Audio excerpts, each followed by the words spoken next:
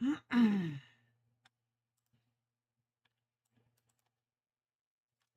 little late, but I won't be playing a full round now. I'll just play like an hour and a half and that's it. So I'm done trying to just play a full round every single time. I won't get it. I won't finish this up if I do. I need to pause. I need to start doing pauses mid-round, I think.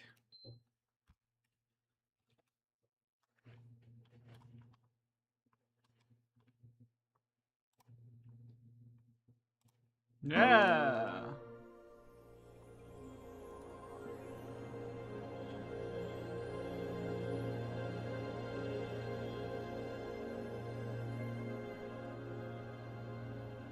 Actually, hold on.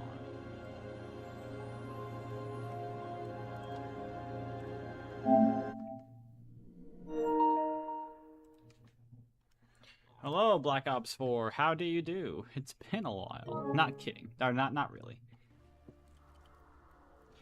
Wow, only 100 more rounds until I'm on insta-kill rounds again. That'd be awesome.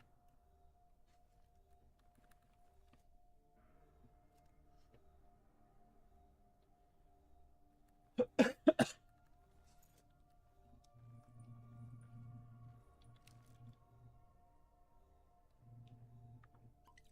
don't know why I did that. I just kind of was trying to clean the buttons, but...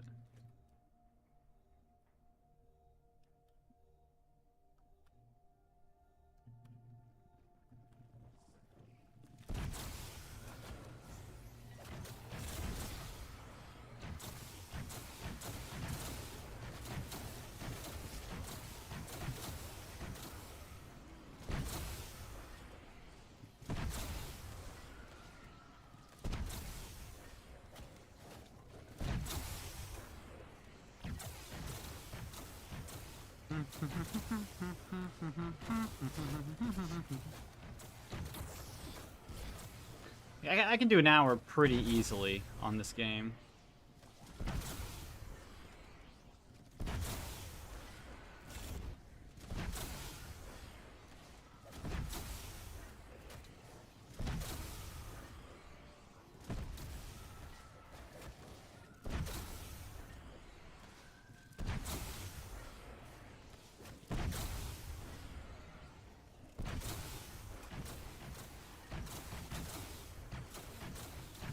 Ow.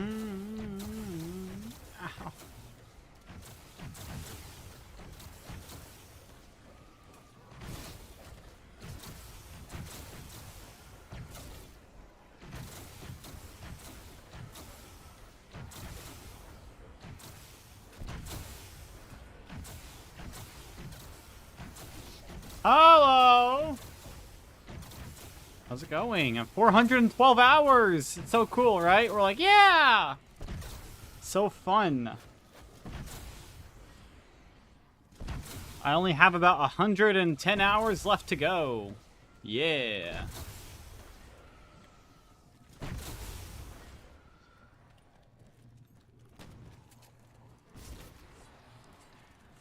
So, I'll have this game done eventually soon here. I'll play... I don't know. Around tomorrow, or I'm going to try to.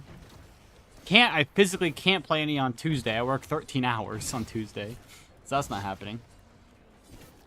Wednesday, I'll play about 3 rounds.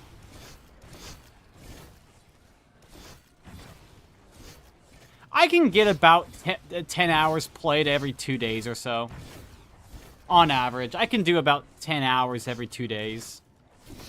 When do you open up Pack-a-Punch? That's not happening this time. We're keeping Pack-a-Punch closed. I'm not opening Pack-a-Punch up this time. No, I literally do not count rounds. Yeah. Or not, yeah, I count time at this point. So a round right now takes about 2.5 hours. So, yeah, it's not worth it. Yep. No Pack-a-Punch for me. Unfortunate. I'll get about to round 622 by the end of this game if I don't crash. So. Less than 50 rounds to go, which is really, really weird. I only have like 8 more dog rounds this game. It's so odd. So...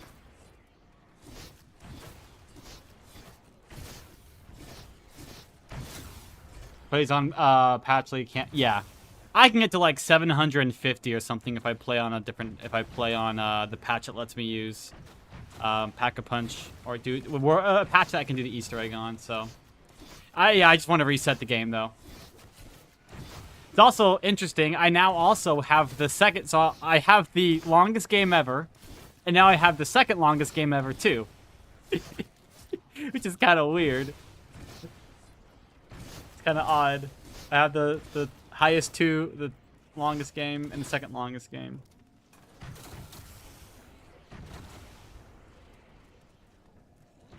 That's neat.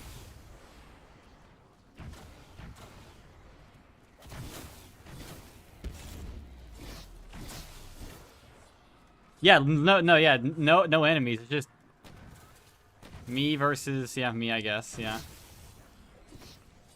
Hoarding all the longest games, yeah, kinda.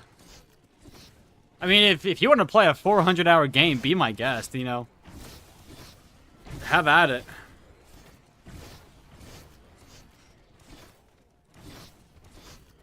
If I didn't crash the first time, I wouldn't be doing this again. But, yeah, well. I probably won't play a full round tonight as well. I have to go to bed in, like, an hour and a half.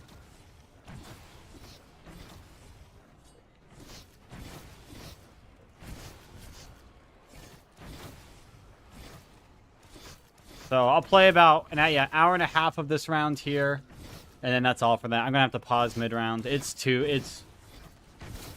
just no way I can fit in a full extra round. I mean, I've already played about 6 hours today in total, so this will be about 7.5, which is pretty good. That's about average for a day off. For me.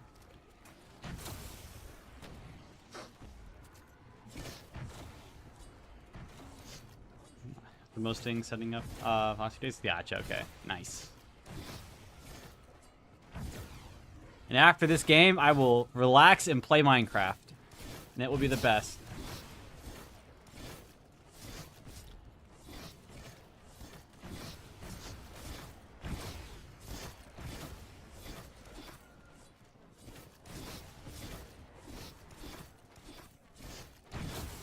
That's a ways away, though. Actually, what day will it be in 24 days from now? Let me look that up here.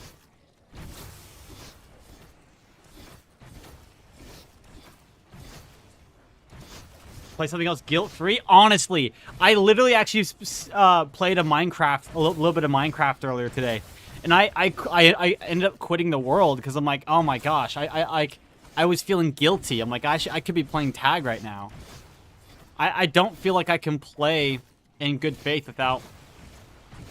You know, I can't play something else without feeling guilty right now, so.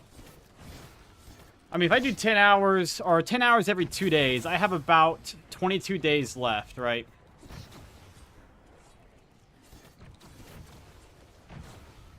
So what, let's see here. What day will it be in 22 days? August 17th, that's. Okay.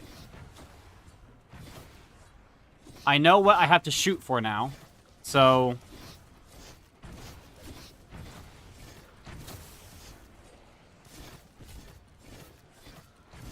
I go back to school on August 17th, if you didn't know, right?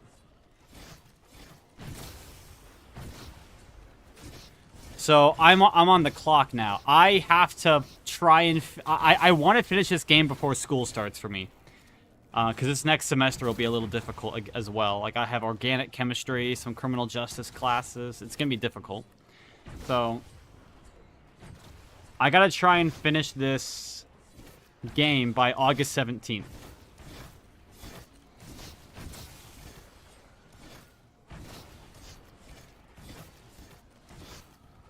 That's the goal.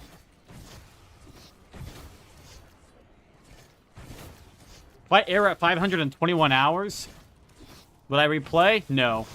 Well, yeah, probably, honestly, yeah.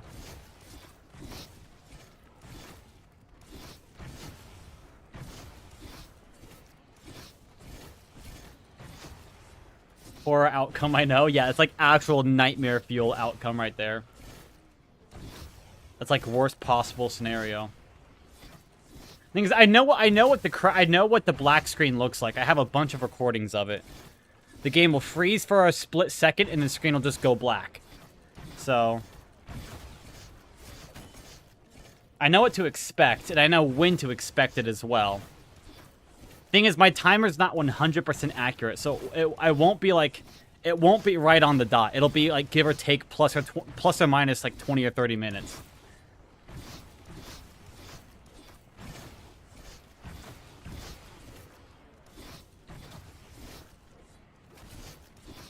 But in the end, I'll know exactly how long the game was.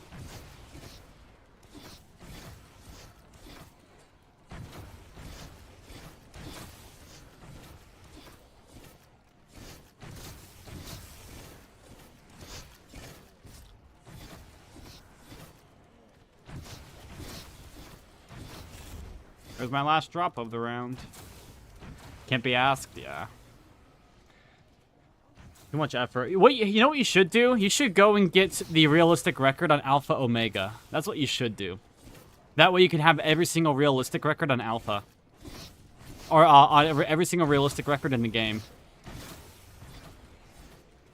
You would literally have a quarter or a third of all the high round games. AO stinks? Yeah, I know.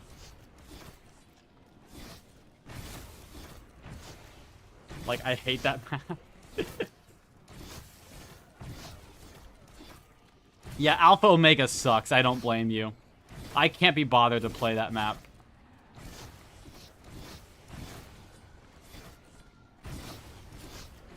Yeah, it's an easy map, at least on like normal and all that stuff, but it is so awful.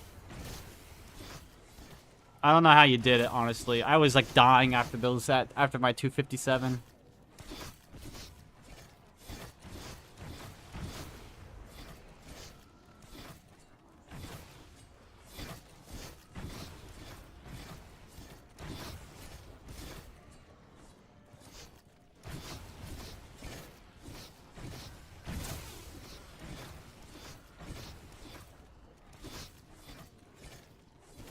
Yeah.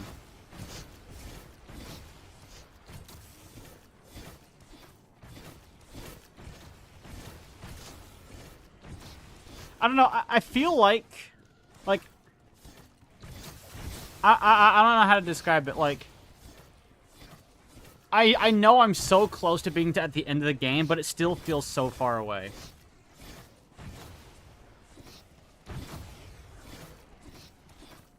Like, 100 hours is still 100 hours. That's a long time.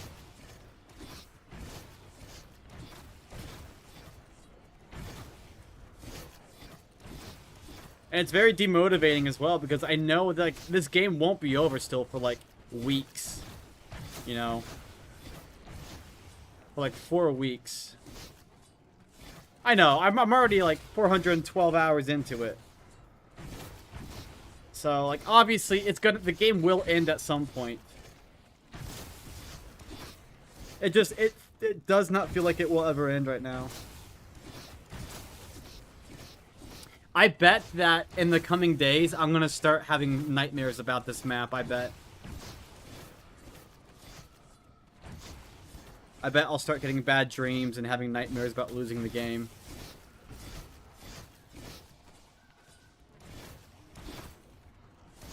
Buckle. Buckle your shoe. Here's the thing, like, if I do end up getting reset, it will never be beat. That's the thing. Like, no one could ever play a longer game than me. That's the part I like the most. It will be, like, pretty much impossible for anyone to ever play a longer game. They can only tie me. I hope I get it, too. I'm not too worried now about Kill Will catching up. I'm, like, almost 70 hours ahead of him now, but...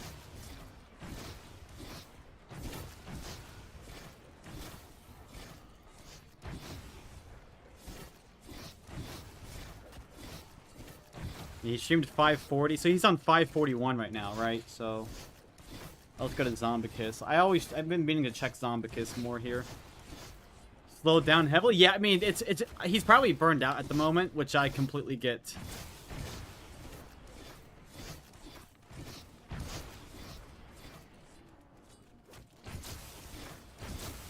Alright, so let's see here. If, let's say he's playing at 7 SPH, for example. If he's on 541, that means he's about 300. So if Kill Will was playing at 7 seconds per horde, he would be at about 386 hours into his game. Ow, ow,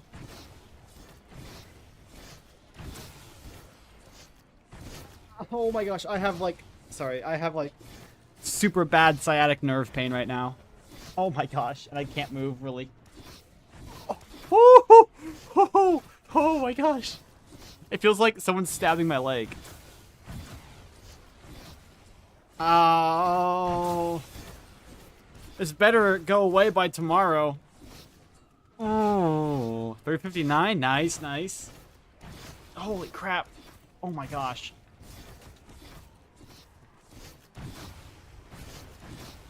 I'm going to have such a hard time working tomorrow if I... 98 hours? Nice. Okay, okay.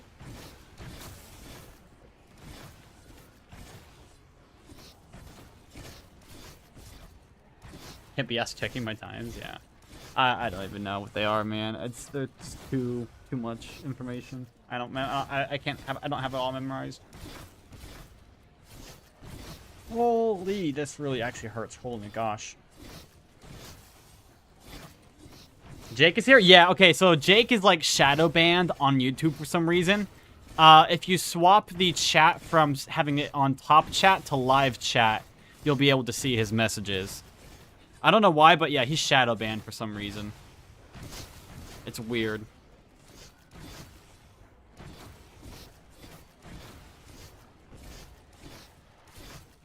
Ooh, yeah, I'm 6.4. Yeah, I'm like 61 hours ahead of not IMZ. I'm 61 hours ahead of Kill Will right now. I should be pretty safe. Like, even if he played 10 hours a day, every day, it would take him like a week to catch up to me. So that, I just know that's not happening. I don't know how, I've only had like 10 Dying Wish this game. It's like 8, 9, or 10 Dying Wish. I haven't had that many. 297? Dang, okay, that's pretty good.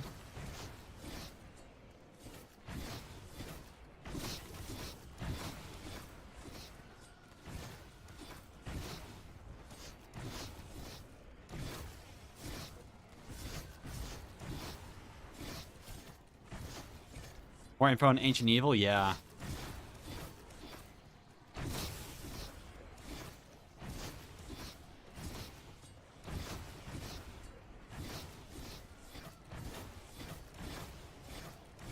I want to beat Reggie, but also it gets me around that Kill Will can't beat with his stupid strategy. What, of like running in circles?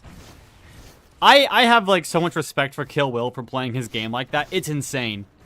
Running in literal circles for like hours and 200 plus hours is amazing. I love that so much. I respect that. I honestly respect that. 100 hours faster than Reggie? Dang.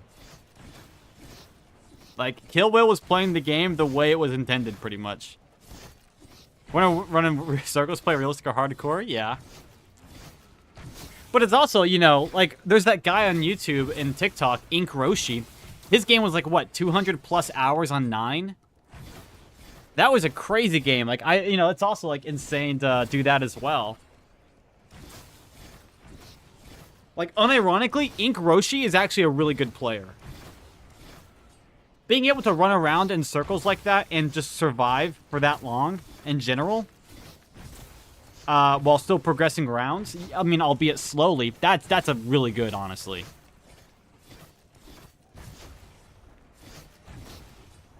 I was super impressed by his game. Yeah, but it wasn't worth spending. No, it wasn't, but it's cool to see someone's dedication like that, in my opinion. Playing in a way that works for them. I do like seeing it.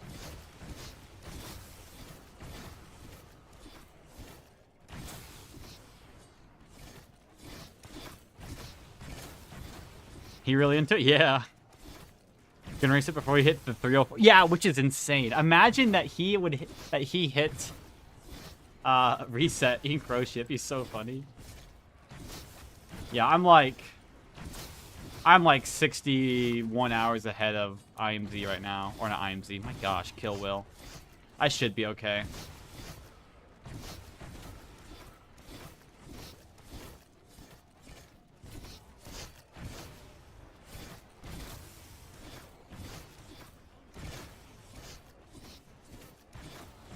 My gosh, it's Drain BB. Mixing IMZ and Kill Will. I don't know why. I keep mixing them up. I'm like stupid right now. I can't think straight with like my nerve.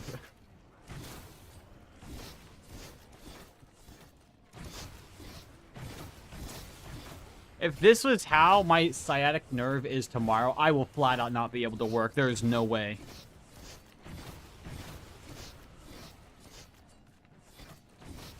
Like, I can't call in, though, obviously. When's IMZ gonna do something again? I don't know. Oh, yeah, I know you did the Gorot 255 recently, yeah.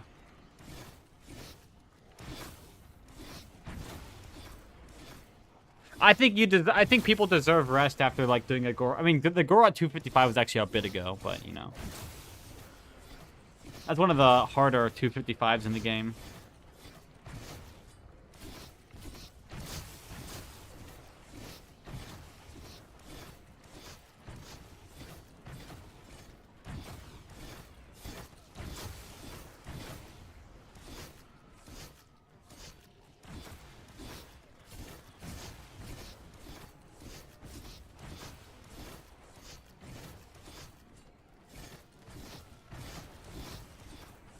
Go for it for a while after Ancient Evil. Yeah, that's what I won't be playing any I won't be playing BO4 for a little bit probably either.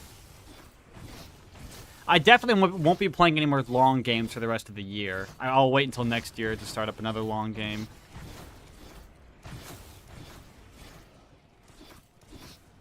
It's going to be only like a once a year thing.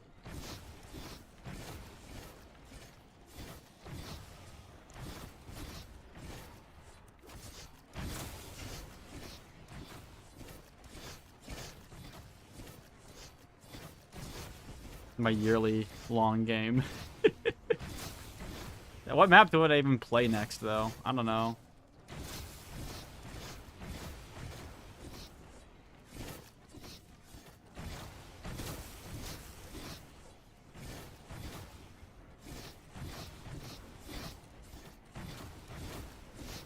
I need to go to bed. Oh my gosh, what time is it? It is 5:46. Okay.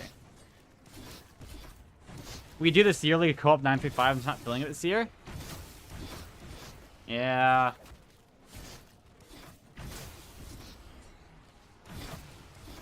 Could play Balatro. Balatro would suck up a lot of my time, which would be nice.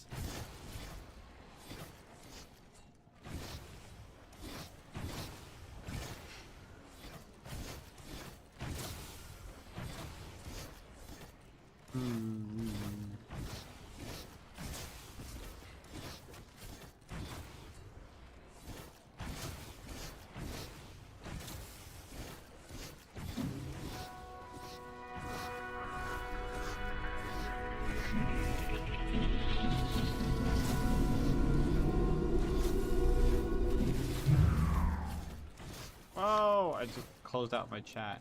Nice. Alright, some Balatro time. Here we go. I'm ready.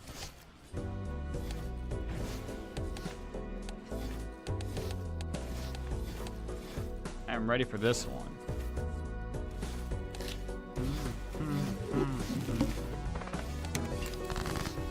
I hear something good here. Dude, Balatro's so much fun.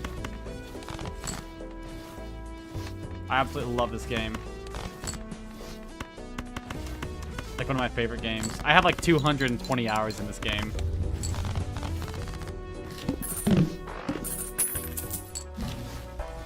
Ooh, I'll take it. Mail-in rebate. I'll take it. mean, blackboard, I could just sell that. I don't want blackboard. Like the knife with the...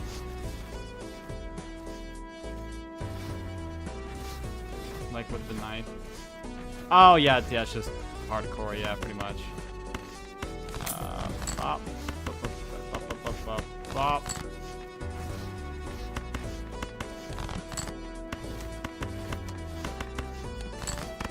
Oh my gosh, Mex, I had a natural negative Perkeo today. I opened up my Arcana pack, got a soul card, and got a natural negative Perkeo. And I fumbled it. I threw the game. I was so sad. That was literally earlier today. I've only ever had 2 natural negatives ever before. I had a natural negative Trib, right? So the Queens and Kings, and a nat negative, Perkeo.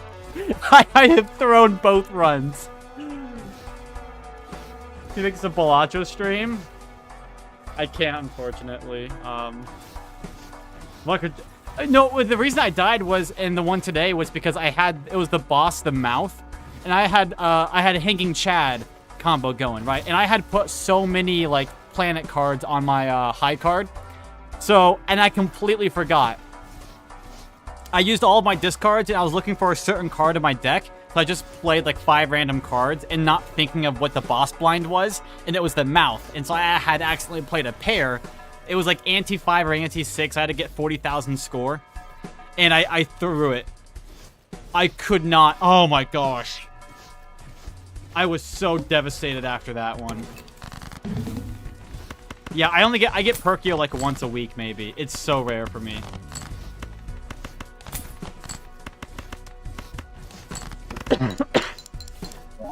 It's so unbelievably rare for me. Just gonna do 5 cards.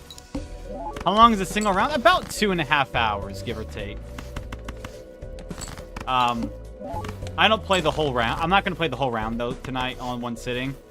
I'm going to only play a little bit of it, about maybe an hour and a half, and then play the rest tomorrow because after work, because I got to wake up at 3 a.m. I mean, I guess I'll take 6 cents for now. Director's cut. Okay.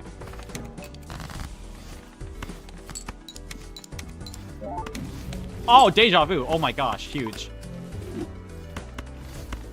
I'll take that. Put on my king.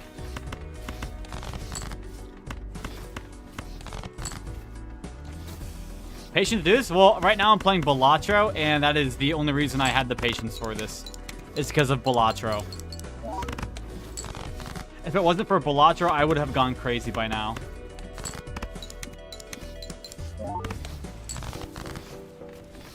Ooh.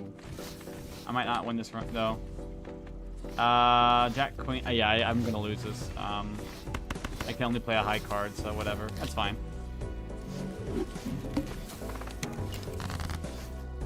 Have fun on Balatro. I will. Thank you very much. I appreciate it. I will have a lot of fun on this game.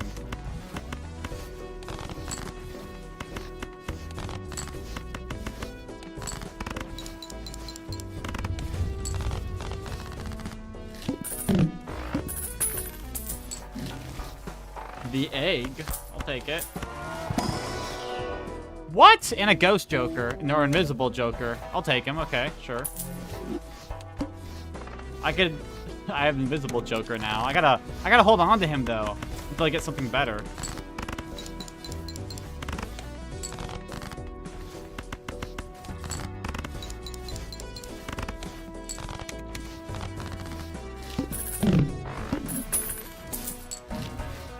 Ooh, to the moon? I got spare trousers. Okay, that's not really that good though. 98765.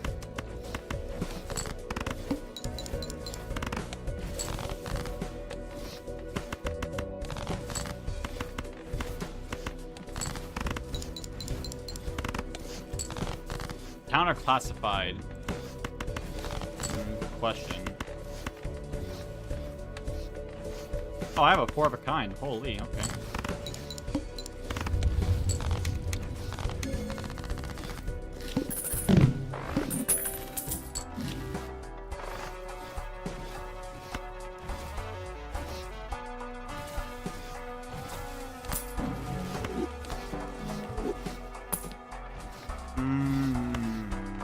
Sell that. Buy that.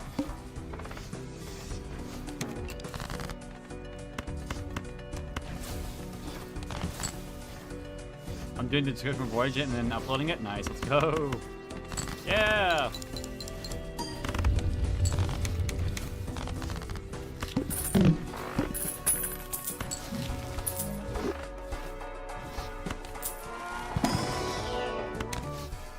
There we go. Half Joker, that's good.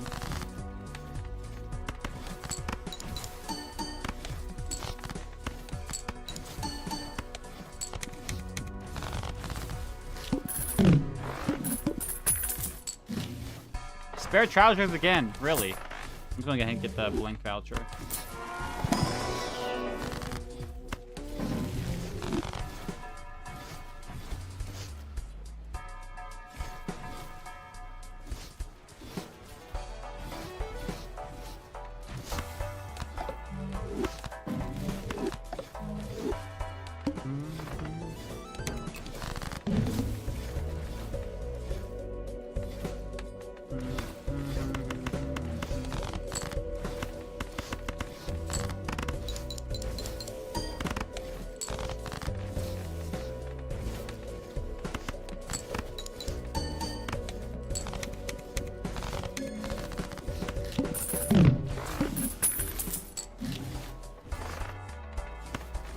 I don't want to sell the egg quite yet. Now I want to sell the egg. There we go, 41 bucks. There we are.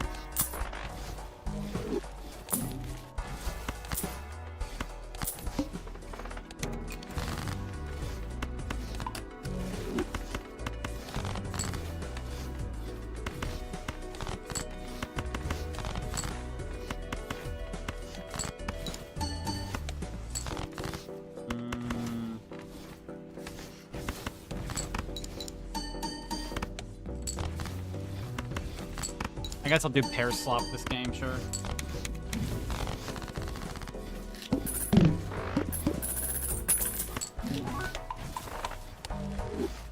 Oh, wait, hold on. Gift card. I have Swashbuckler right now. Take that. I'll be, and then I'll get a free negative, sure.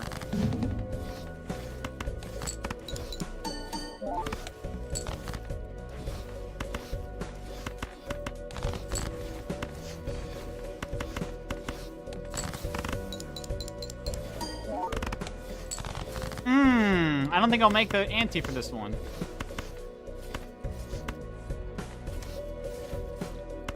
I mean, this gives you more than that, so I'll do the 2 pair. I have one more hand to make 2,500. That's not gonna happen.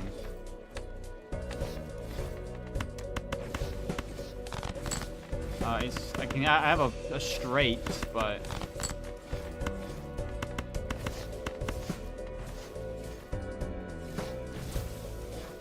that'll be the closest I get. Ah, I was barely off.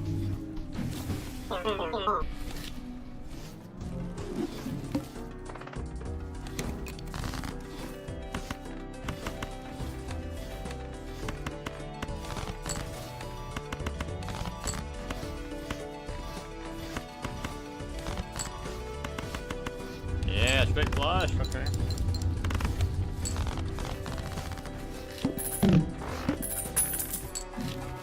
Invisible Joker shop 1 again, okay.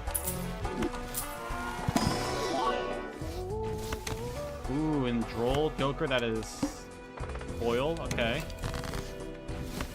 Pretty good.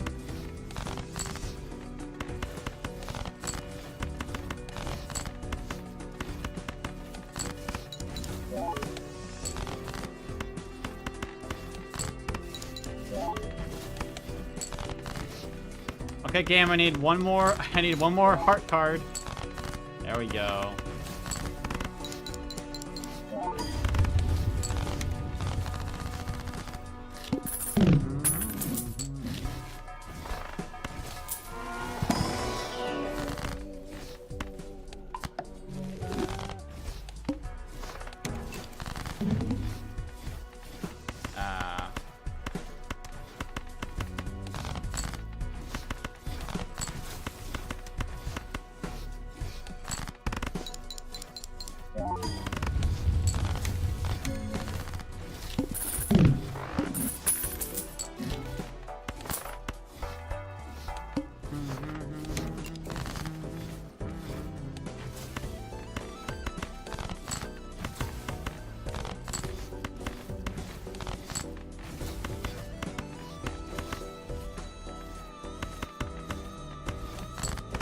I get more value if I just keep my hands here.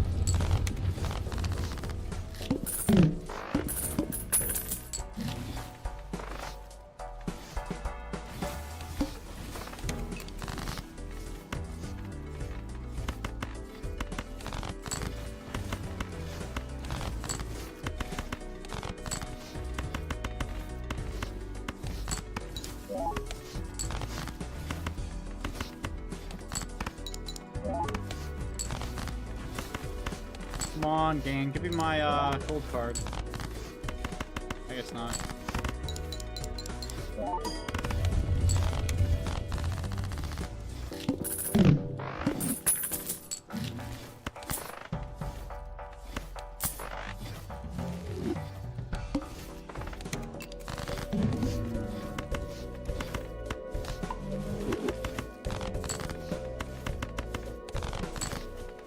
There it is.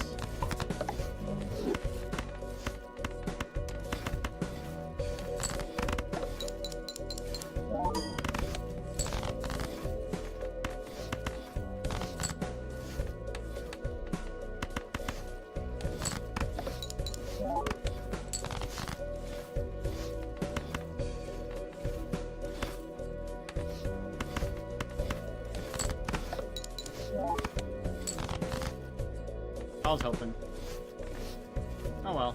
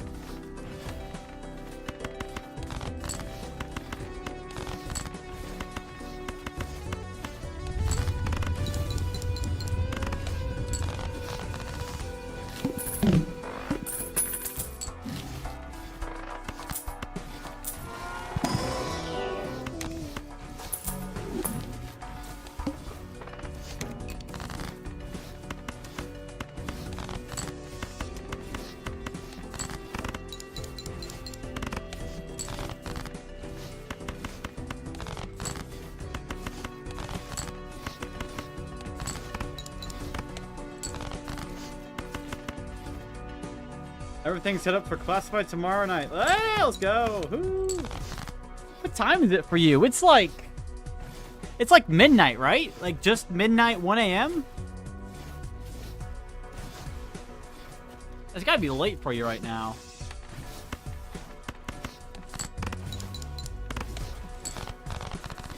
(1:02 a.m.) Gotcha. Okay. Ooh, that is late.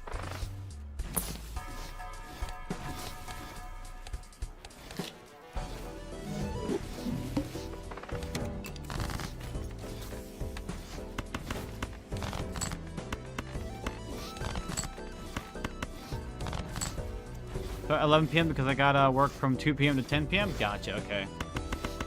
I work from, for my job, I work from 3 a.m. to 11:30 a.m. I have like really early morning shifts.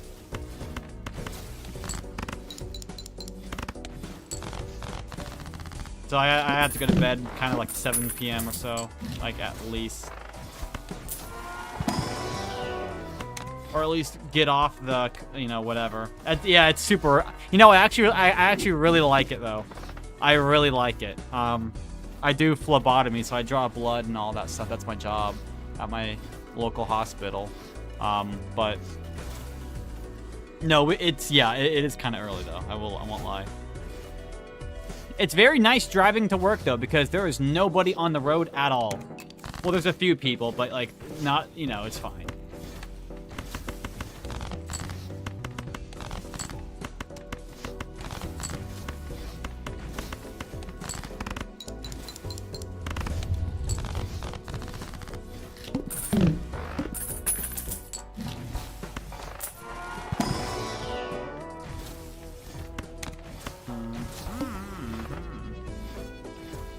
Is understandable, but waking up early, yeah. Mid-working time for my night shift, yeah. That's funny.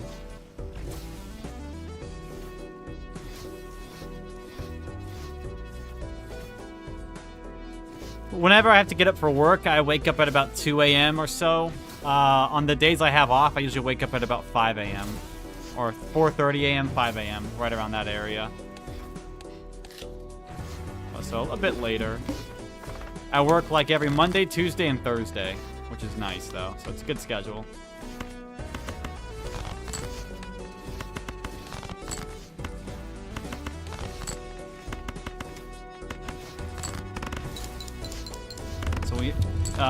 So when you usually go to sleep if you gotta wake up this early? Oh yeah, so I usually go to sleep around 7 p.m. my time, which is gonna be about what, 2 a.m. your time? Or I'll get off the games and all the stuff I'm doing by about 7 p.m. my time, 2 a.m. your time, and then start getting ready for bed. Maybe I'm asleep usually by about 7:45. I don't really sleep. I don't really sleep that well on the nights I work, so I don't really bother trying to get like a good 8 hours of sleep anyways. I've never slept good on the nights that I work. I don't know why. Like it's like I'm taking 10 30-minute naps is what it feels like. So yeah, it's boring.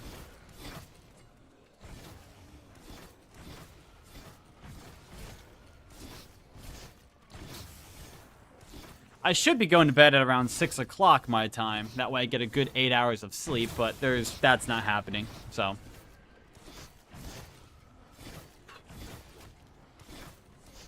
you got a brilliant idea? What's your brilliant idea? Let's hear it. Almost at also 413 hours. Another hour down. It'll be so awesome.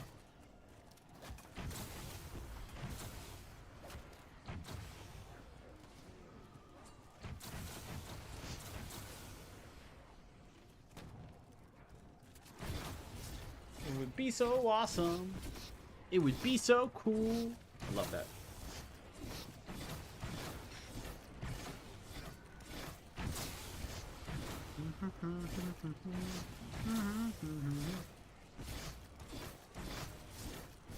You know, I literally have thought about doing that. I have thought about doing that for this stream. I did. The only reason I don't is because I want to keep everything like consistent, right? No, I have thought though about like doing this right here. So I would have my, let's see here, what's one I can duplicate? Let me control CV. I thought about having it like this, set up like this here.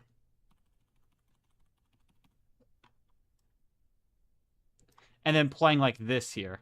This has been like an idea I've had doing this. So I have my timer and a little window up in the top right that shows what I'm doing. But then I'm like, I want it to be consistent though in the montage whenever I make that. I only have like 115 hours left anyways, or like 110 hours left. So I might as well just go ahead and...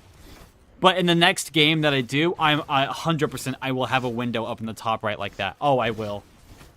Easily, yep. It was mainly just for consistency's sake is the only reason I haven't done it. Someone brought that up a while back, and I was like, yeah, I want to do that, but I'm like, probably shouldn't, though. There we go.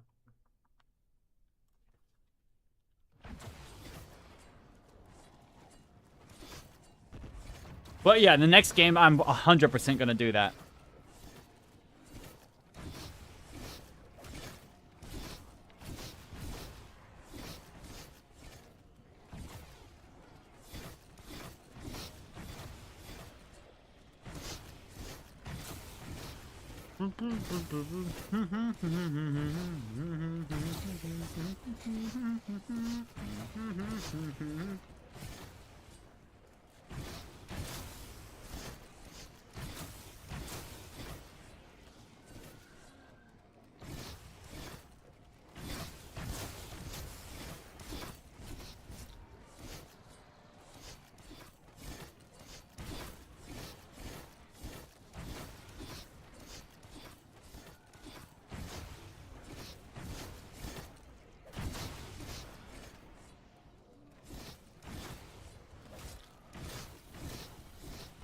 Test some zombies for a while, going to sleep soon. That's fair enough, yeah. Oh, ow, ow, ow. Dude, I literally can't move my back, my lower back, or leg without having like a sharp pain. Holy.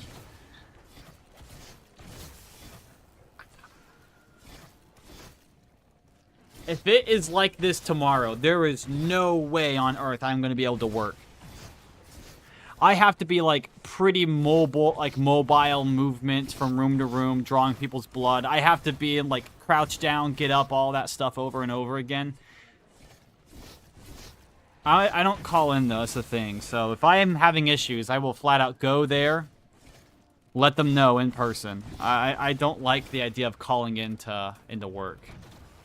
I never done that before, or I really don't do that.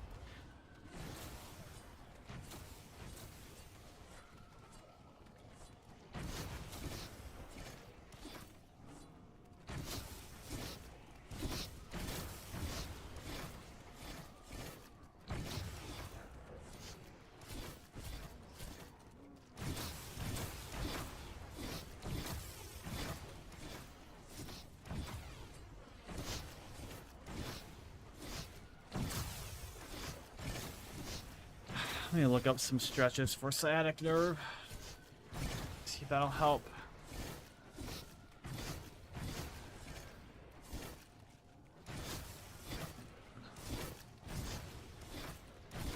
Well, the following week is going to leave me dead at work. Why is that?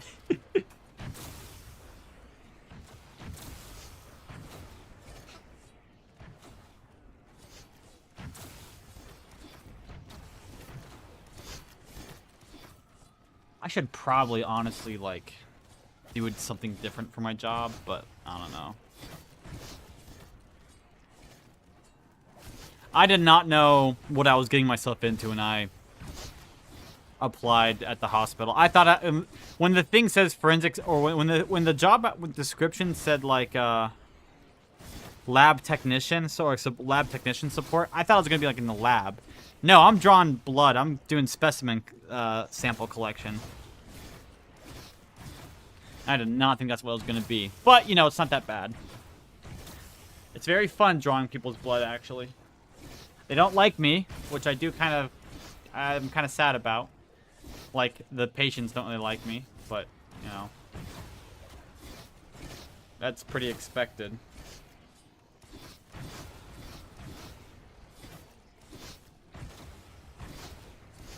I am poking them with a needle at 4 a.m. in the morning. Got nerve pain?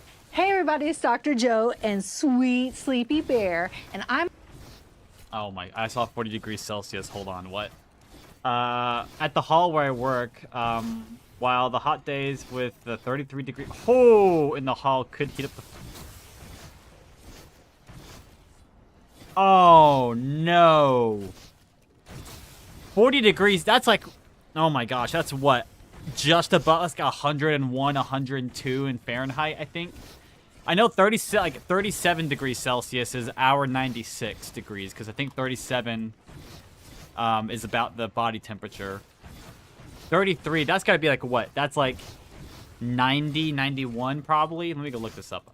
I've been trying to learn Celsius for like the past month. I've been trying to like, when I see a number in Celsius, I try to get a rough idea of what that feels like. Or like what temperature that would be in Fahrenheit. Let me go see it here. C2F. Let's see here. So I said, alright, so 33 I said was like what, 890, 91? Yeah, look at that, 91.4. There we go. Yep, so I got that one. I know, and 40 is, what is it, what, 101? Holy, 104. That's a lot harder than I imagined. What's 50 degrees Celsius then? 122, yeah, that's never happening. Yeah, I've been trying. I've been really trying to learn Celsius. It's all, I just go based off of the human body temperature of 37 degrees, and then I just kind of like I estimate from that. So 37 37 degrees Celsius is about 98.6 for us here, in Fahrenheit. So I'll just like, you know, let's say it's I don't know, 16 degrees Celsius outside. Okay, 16 degrees Celsius is probably like about 48 degrees, maybe 50. Like, you need a light jacket, I would say, maybe some sweatpants. Let's see here, 16. Oh no, wait, 16 degrees. That's harder than I imagined. Why is that the case? So at 37 degrees, 37 divided by 2, 37 is 98.6, which is almost 100. 16.5, I would expect to be... That's so odd. 16.5, I would normally expect to be about, like, what, 49?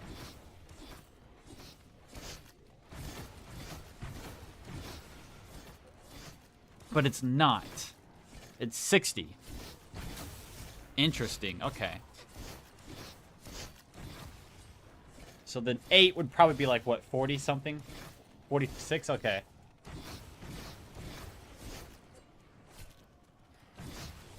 Okay, that's a pretty good way to think about it then. Oh, I know why I'm wrong. I'm thinking that's because freezing in Fahrenheit, it starts at 32, not at 0. That's why I'm getting it wrong. Okay, that makes a lot more sense. So if I did 98... Hold on, let me get a calculator out real quick. If I did 98.6 minus 60... Yeah, okay, that makes sense. Yep, that makes sense. I was like, why am I getting it right? It's because I'm doing my math wrong. Yeah. Okay.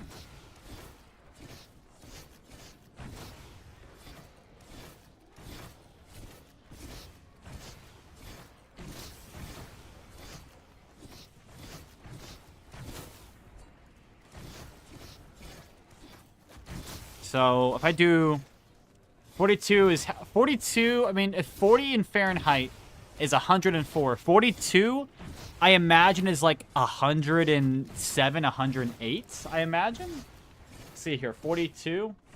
Yeah, 107.6, okay. So, the highest temperature I've ever personally seen in Fahrenheit is, I think, 109. So if I were to put that in here, 109 is about 42.7 degrees Celsius, so... That's the highest I've ever personally seen. Now, the coldest I've ever seen, what in Fahrenheit, was, I think, negative 17. What would that even be in Celsius? Negative 17. Probably like negative... Ooh.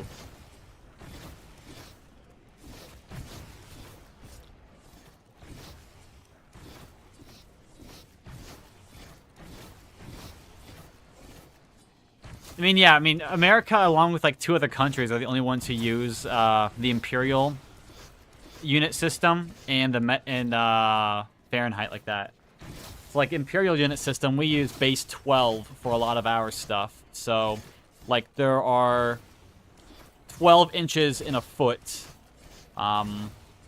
3 feet in a yard. Like, it's a really bad one. Like, you know how many feet are in a mile? 2,580. It's just it comes so naturally to us just because we've been are living with it our entire lives.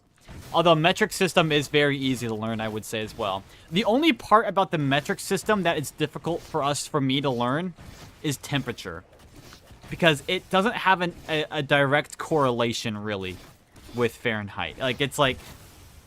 It's a weird one. Like, I know 1 inch is about 2.56 centimeters. I know that. So I can roughly, you know, multiply anything in inches by about 2.56 and I'll get the answer. That's fine. 1 mile is about 0.62 or 63 kilometers. So I know that one as well. It's pretty easy to do that math there.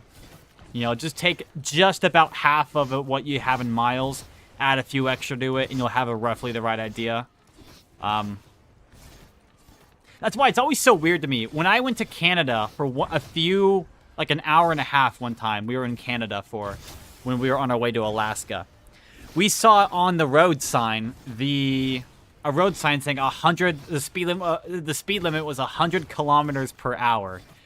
And it was so weird seeing that, because it's like, oh, okay, it's like 62, 63 miles an hour, you know. It's not that fast. It's pretty tame. It was just so weird seeing it though. Because I've never seen it before. It was so odd. I don't know. I absolutely love other countries, things like that. I absolutely love that. It's so interesting to me. So that's why another thing that's always been super interesting to me is like language. I absolutely love language. I don't speak any other languages. I know a little bit of Spanish, a little bit of sign language, but that's about it. But oh, I love it. I like when people are able to speak other languages. I love pestering them about it and just like asking questions. Same thing with like an accent. A lot of the people I come across in the hospital, patient-wise, a lot of them have like a Boston like the Boston accent, which is so weird to me. And I'm like, I'll like be talking to them, and I'm like, I can't help but notice you have such a good accent. Where are you from? And they're like, oh, I'm from like Maryland, or you know, they're from Texas, or wherever it may be. They all have such unique sounding ways of saying words, of talking.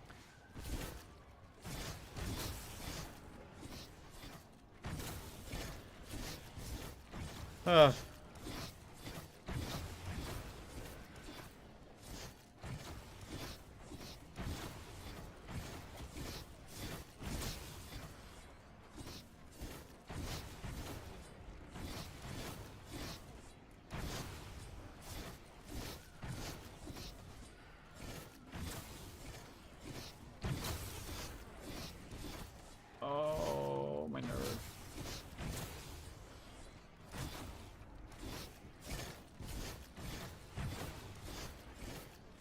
Here we are, day in the life of a heart surgeon.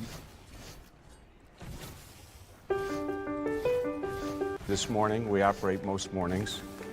It's the story of my professional life.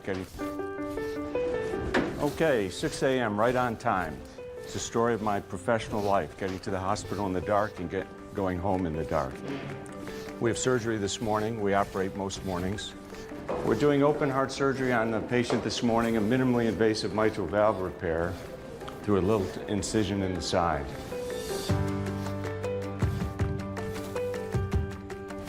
Ready to go. Patients are nervous before open heart surgery. It's pretty understandable. But I always tell them the important thing is I'm not nervous. Hey, good morning. So you showed up, huh? That's half the battle. Just showing up is half the battle. Yeah. You all set for today? Yes. So it's just like we talked about in the office. We're going to work on fixing your mitral valve. We're going to do a little 2-inch incision in the side. Yeah, everything is favorable for that. Yeah. So just like we talked about. So anything go on last night I need to know about? No major issues. Yeah, okay. Well, let's go down to the ICU and we can review the patients that are there. Okay, good morning, everybody. What's the plan? The plan is to, if we can get the tubes out today, maybe keep the wires another day. Okay. And send them upstairs to Can you go telemetry. upstairs today? Or Yes. Okay, very good. Any issues we need to take care of before I go to the operating room? No, sir. No. Okay, all righty. All right. Have a good day, and I'll catch up with you on the floor after surgery. All right, thanks.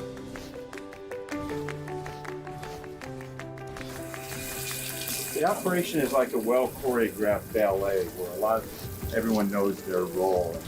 The technicians and the scrub techs and the perfusionists who run the heart-lung machine, all these people are very sophisticated.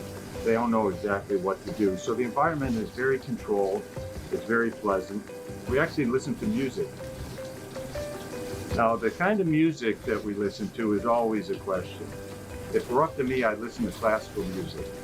But I've got a lot of 20-somethings and 30-somethings in there that if they listen to classical music, they get bored.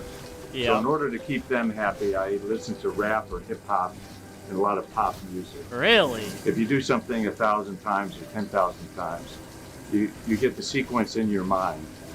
And then the only thing you have to do is be ready for unexpected circumstances, which in a case like this would be very, very unusual.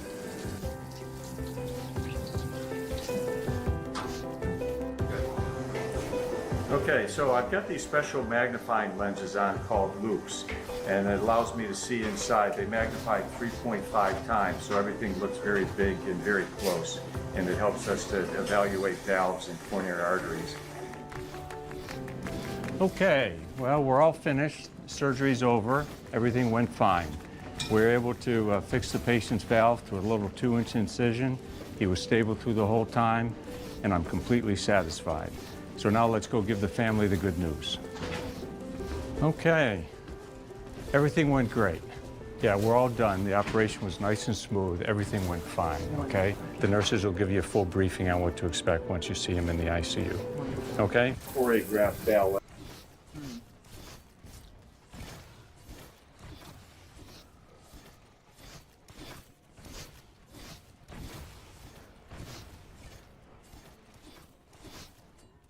All right. Would you like to see venipuncture techniques to find veins easily and draw blood in one go? The process I would like to share with you, position, angle, maneuver, is the system I created to organize my thinking in the same way we organize our equipment. It has helped me with thousands of patients. However, do you think it's possible, with the right patients, right training, to guarantee that we can draw blood in one go? It is not this. Without depending on luck in the way I be able to have a successful blood test on the first attempt, without depending on luck in the way I used to when I first started practicing. Can good technique like position, angle, and maneuver help us get there? Ow, ow. Oh my gosh. My father was misdiagnosed partly because of a series of unsuccessful blood test attempts. This taught me the importance of getting it right first time, every time. But a bit my like God. driving, some say I'm wasting your time trying to show you something that needs practice. They say I should just focus on the basics like establishing rapport, checking the ID, request form, and prerequisite fasting and medication. Having gained consent, washed our hands, donned our apron and gloves, cleaned our tray and trolley, checked our sharps bin, prepared the gear and gauze, we're ready to go, right? Or are we? We can apply the tourniquet between 7 and 10 centimeters or 3 to 4 inches from the point of puncture, far enough to avoid our sterile area, close enough to maintain adequate pressure in the vein. We can use a quick release knot, which increases tension and reduces pinching, making it faster and easier to remove. Keeping it on for a total of less than 60 seconds in order to prevent falsely elevated potassium and hemoconcentration. Instead of resorting to Whoa, really? Elevated potassium in... fist pump falsely elevated potassium and hemoconcentration. I did not Instead know of that resorting part. to fist pumping and vein tapping, which can also cause the same problems, we can use gravity before applying a tourniquet. Wait, did my stream end for some reason? Hold on.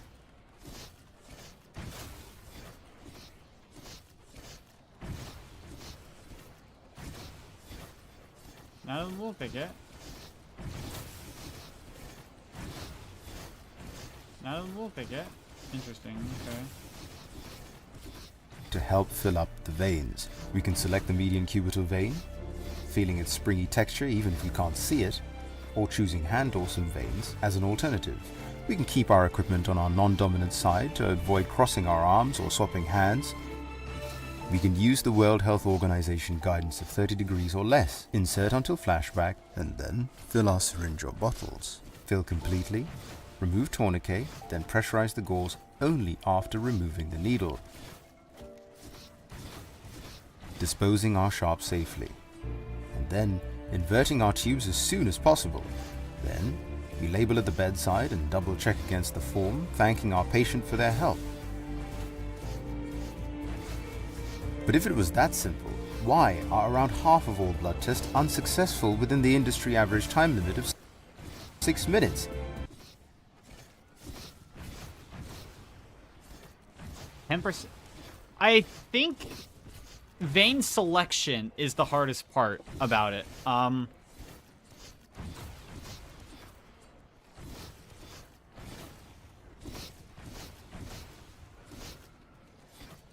The hardest part about blood draws, I would definitely say, is, yeah, vein selection. Especially on patients who are just have more fat on them.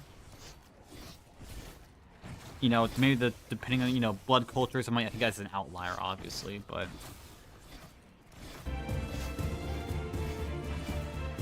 Imagine how many extra nurses and other healthcare professionals we could have with all the resources we waste on failed venipuncture attempts?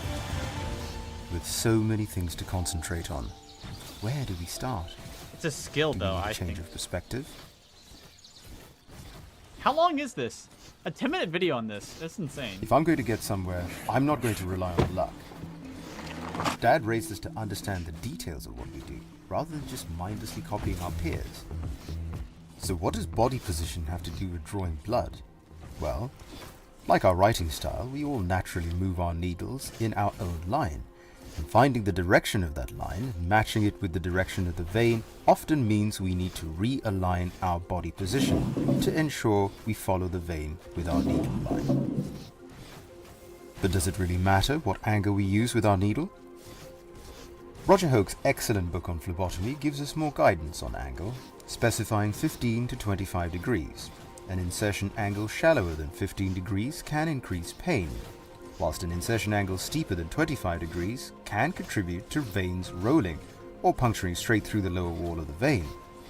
Now, what else is left in the maneuver apart from anchoring our hand, inserting and looking for flashback? As you can see here, only half of the needle lumen is in the vein, which will show flashback even though we are not fully in the vein. Inserting by only another 2 millimeters or 1/16 of an inch will ensure that you are fully in the vein. But isn't this all just a waste of time? How does position help us find veins easily when they are often buried deep under the skin? How can angle help us draw blood on the first try when some veins are hard, whilst other veins are soft? After all, there is an infinite range of angles between 15 and 25 degrees, so where do we start? How do we actually do the maneuver when there are different needles and styles of holding them? Is a blood test really that important anyway? Yeah? It was for my dad. He was 68 at the time, with an incurable lung disease. Some say I'm just overcomplicating things. They say not to waste time on too much detail. With all of the different variables in taking blood, maybe I just have to accept that luck plays a part. Dad died nearly 3 years ago. His treatment, unlimited oxygen, was poisoning his brain with carbon dioxide narcosis because he also had COPD, which had not been diagnosed, partly because of a series of failed attempts at taking blood. But ultimately, it was my responsibility, both as a son and a doctor. We don't accept failure in road safety. Do we have to accept it in venipuncture? There is so much more to position, get to the game, angle, or the point. and maneuver, which will help us draw blood in one go. Just Wait, like what kind dry of tube is that? I want that kind of tube. maneuver, which will help us draw blood in one go. Just like drivers keep everyone safe with mirror, signal, and maneuver. There are three primary aspects to each component of position, angle, and maneuver.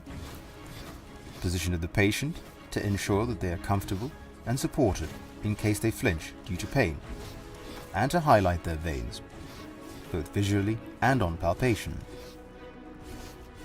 Position of your body, to ensure our natural needle line is matched with the direction of their vein. Position of our hand with the needle, to help set the needle angle correctly. Speaking of angle, where do we start? Here. If you look at the hour hand on any watch or clock, when the time is 2:20, the hour hand is at 20 degrees relative to the horizon. Shallow low angles are better for soft, fragile, or small veins.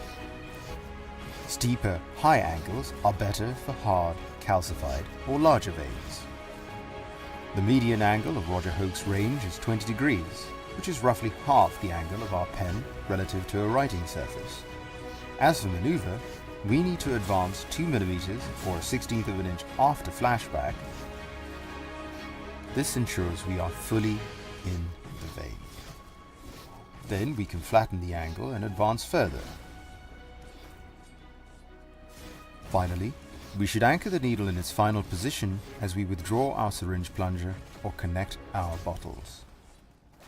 Now, do you think it's equally important to draw blood with less pain? How can we make a blood draw hurt less? Here, we position the arm on a table to minimize the risk of the patient pulling back too far due to pain. Here, I align my body to use my natural needle line of 45 degrees counterclockwise to the sagittal plane, and I ensure it's aligned with the vein. You might like to watch our dedicated position video for more information. Because this vein is small and non-palpable, I know it's soft and possibly fragile. Therefore, I select a lower, shallower angle, between 15 and 20 degrees. Because I am using a shallower angle, I try to insert just a little quicker to try to minimize pain. A steeper angle with higher insertion speed is more likely to do this. There are so many other questions we're working on right now, the most important of which is how to turn a failing blood draw into a success. That's coming soon. Phalangeal joints and the wrist to straighten out rolling veins. There are actually more than 10 different variables for each of position, angle, and maneuver, which is why we have filmed separate videos for each of them to bring you the best techniques.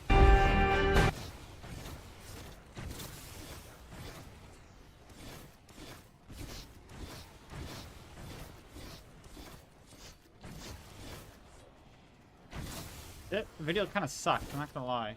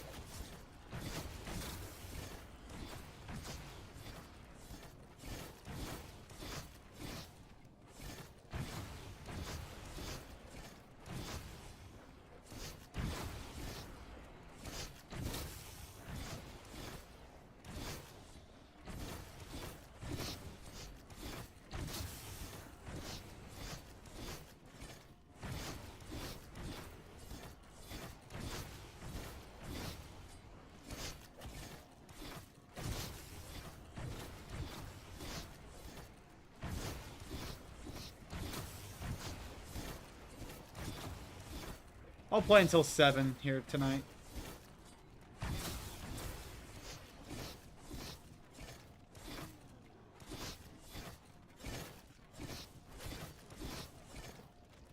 Alright, I'm halfway through the round, looks like. Alright.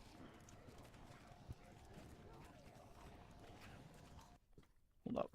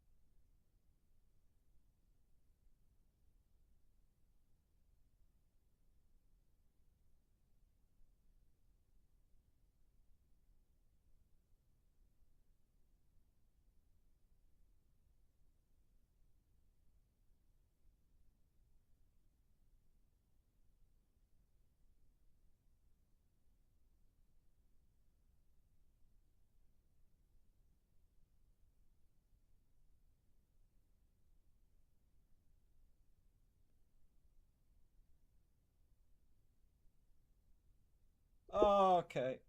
Oh, I'll be right back. One more second. Almost. I went to the bathroom. One more second. Oh my hip.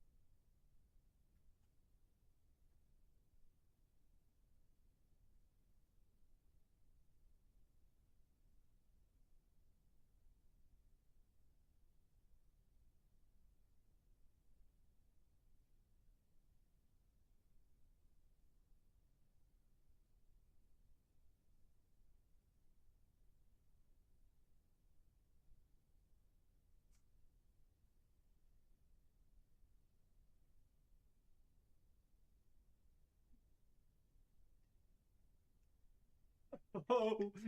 Oh. All right.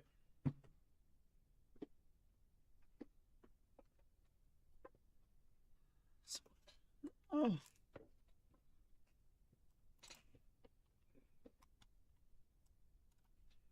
right. Time to keep playing. It's another hour and 20 minutes before I end the round, so I'll play for another 15 minutes here, and then I'm done for the night.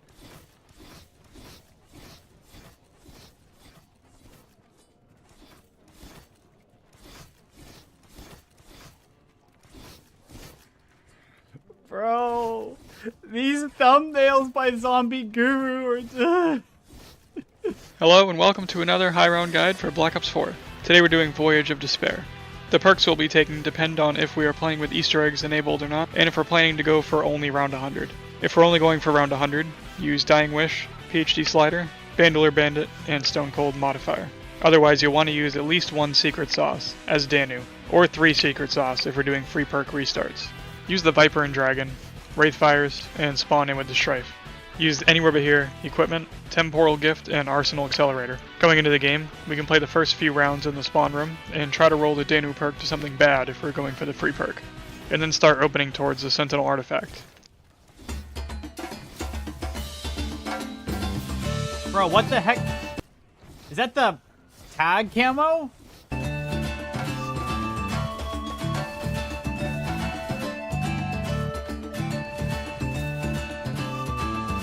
It is.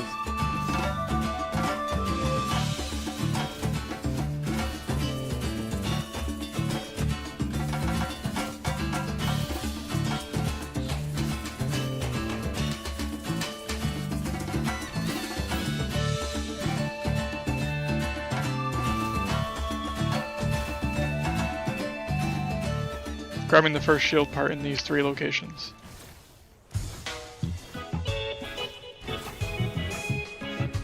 Some funky, groovy music. From here we can start making our way into the boiler room. I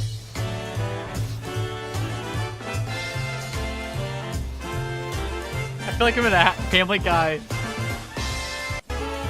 If you're doing the free perk Easter egg, you can buy the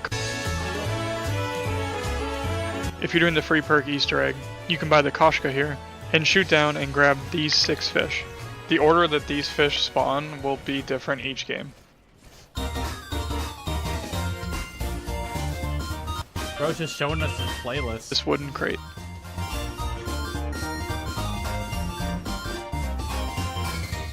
Activate the pat machine. Next we can open the mission. Also grabbing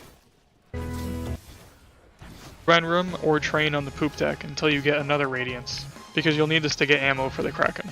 By this point we're fully set up and can start camping the lower grand staircase. And if we got a good bonus perk, we can add in Winter's Wail to make it. Take the shield route instead.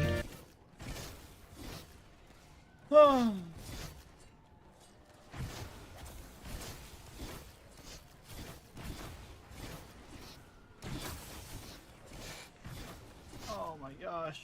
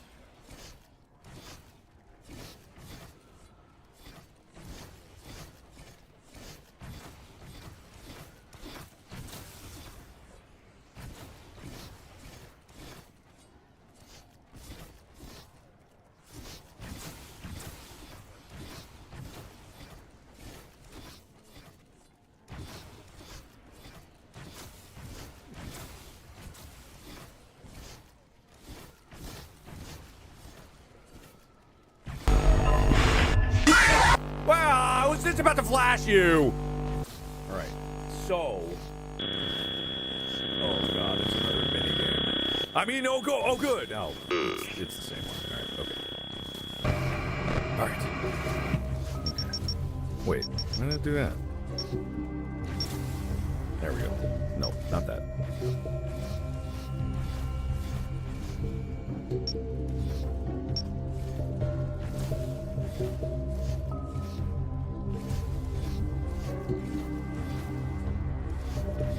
I remember what happened. Oh my gosh. I remember it. What happened is what just happened. This is not absolving it in any way, because obviously I still tried to play it off, right? What happened was what you just saw. At some point, I remember this. At some point it reset where I got a minigame that got out of there, and then this is here, right? And what happened was I played this mode instead of this mode and beat it and was genuinely excited about it. That's what happened. And then when I got to the edit phase, I saw what I had done and I was so done with the game, I was like, fuck it. I'm just gonna pretend. I remember. That's what happened. I genuinely thought when I won that I actually won this mode. But again, does not absolve it. Does not absolve it in any way. It had actually been 12 hours.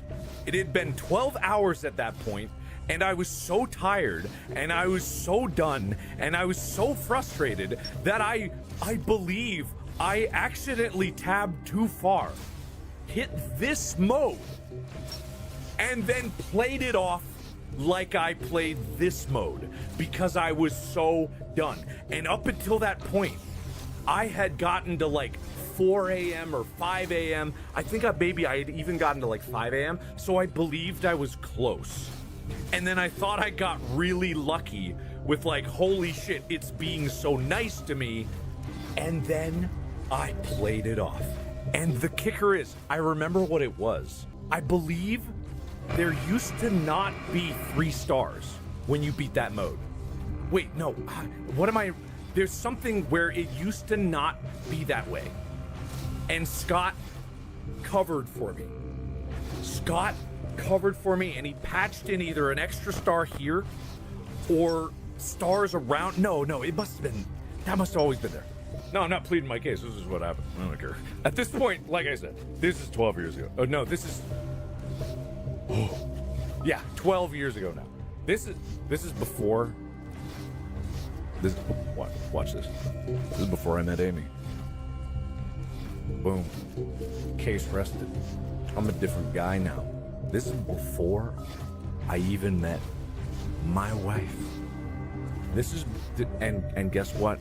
After 12, I mean, not 12 years, coming up on 11 years. This is before Amy rescued me from the bad man, boy I was, to turn me in to the good man I am now. That's the story.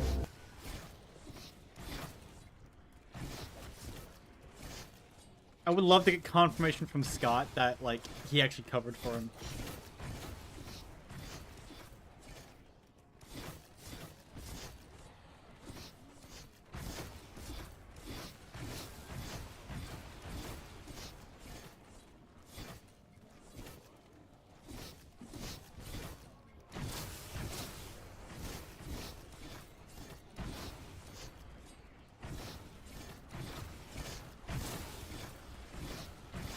The epic mangle reveal, dude. Dude, the mangle reveal was so sick when I played it in juniors.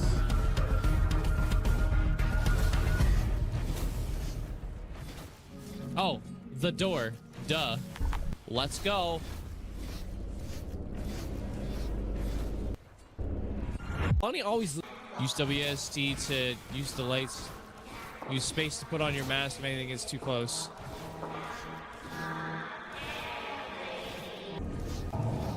Okay. What's this? Oh! This is FNAF. Oh, man! Oh, my God! Happening so fast. Beware the mangle. You know you can't be here. Don't make this more difficult than it needs to be.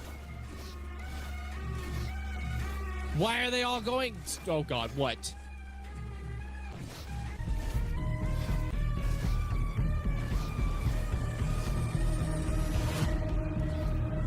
They're building it right in front. What?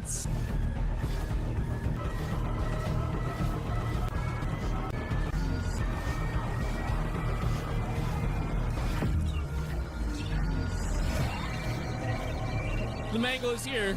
Watch out for her owl tail. She will use it to look into your office. Okay? Put the mask on. Flash her in the hallway if she's here. Find the ghost in the cameras and hold the light. Oh God. Or the camera will break. Oh God. So no more music box.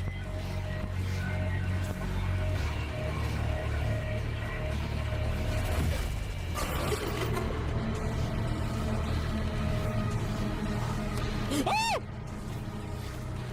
Oh God. Oh God. My only issue with it was that it was too complicated. Like, they didn't give you enough time to realize what the heck you're even doing.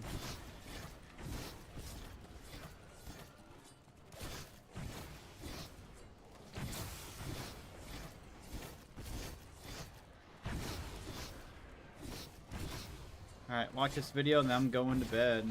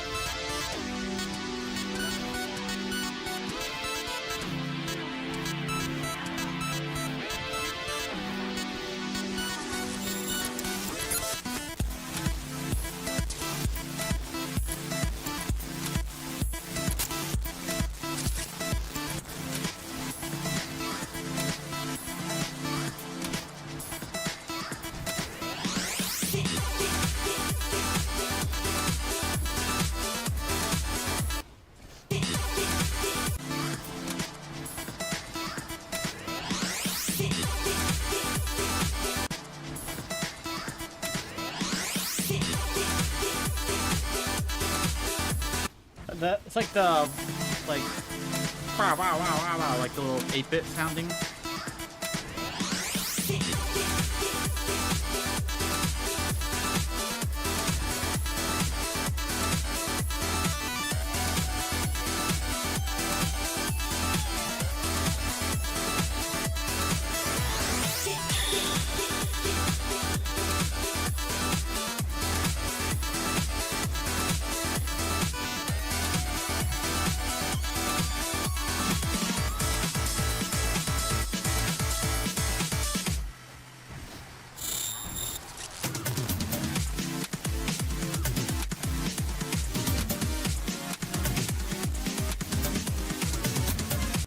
The entire level should have been this part here.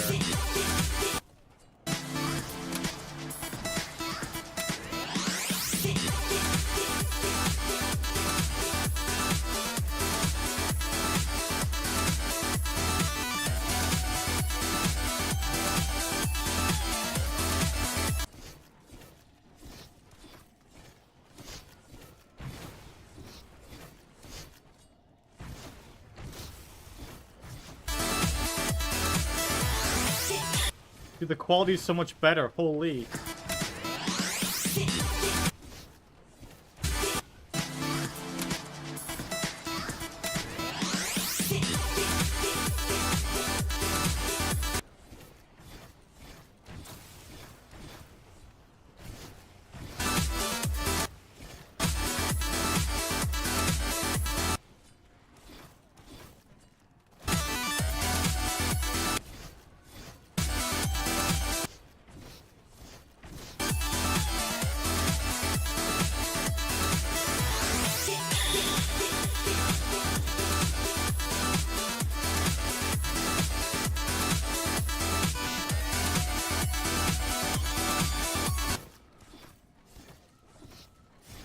I really like how the decoration is here.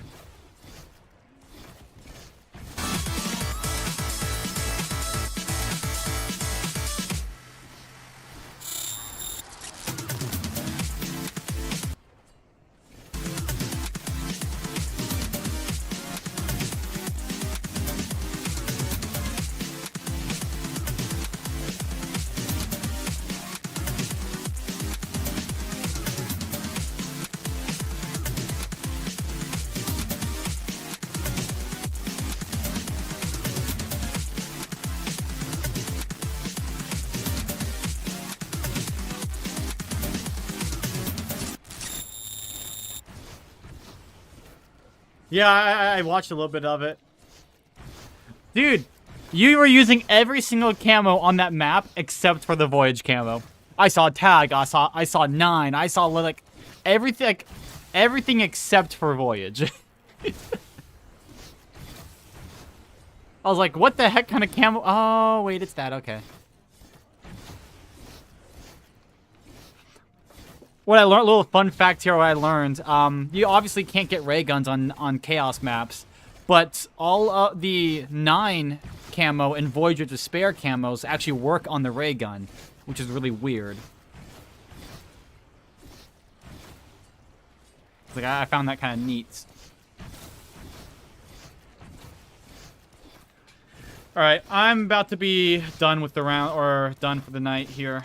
I need to go to bed. Played a good amount today, I think.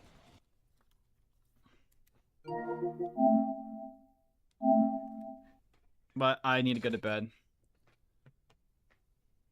Yeah, it seemed pretty accurate to me, the guide. I didn't notice anything wrong. You probably could have, I mean, you could always, everything can always be improved, but, I mean,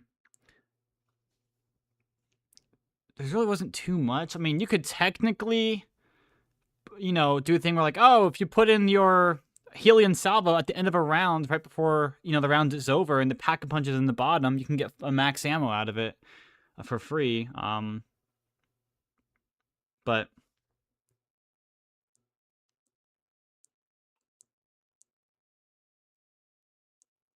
yeah, I mean, the idea is there. You need to fill chest. I think, you know, the whole point. I mean, you could have just been like, All right, guys, I assume you know how to play the map. Here's the strategy. And it could have been like a 1-minute video, technically. But, you know, showing all the other things is good, so. I thought it was fine. I thought it was fine. Nothing looked very off to me. I mean, it's one of those things as well, though, that's going to be like, you have to play the map and see for yourself. You know, I can tell you how to do a high round on Blood of the Dead, but you're going to have to actually play it to, you know, see how it actually is. So, oh, no, yeah, I thought it was pretty good, though. Pretty solid, I would say. Oh, man. Oh, tired. So.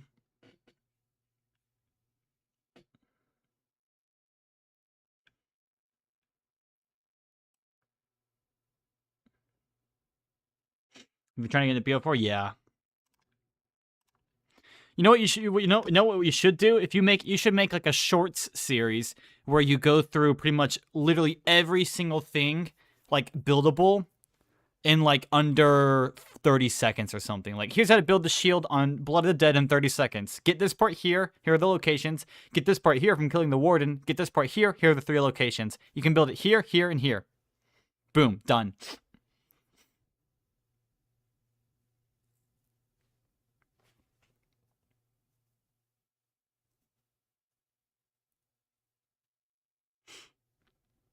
That would be a really good idea for like a shorts series or something like that. Like, here's where all 10 Firegate energy core locations are on Dead of the Night. Here. You know. Do the silver bullets. You know, here's how to get silver bullets. Find, you know. So. Maybe I might do that. I might just do that actually instead. Once I'm done with this game, though. I got a few more days. Couple more weeks of this game and it'll be over.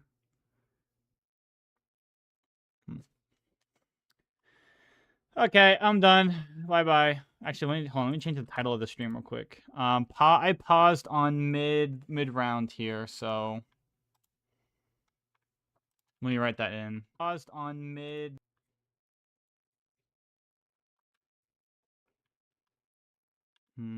Edit video. Pause mid.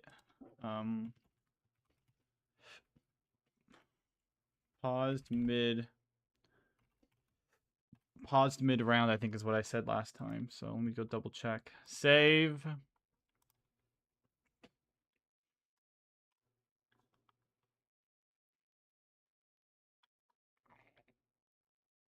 Live.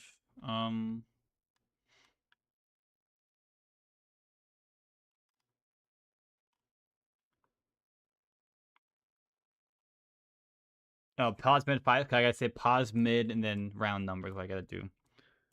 575.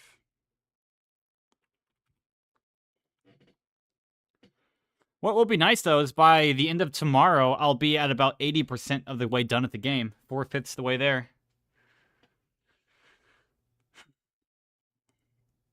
About just under. All right, bye bye.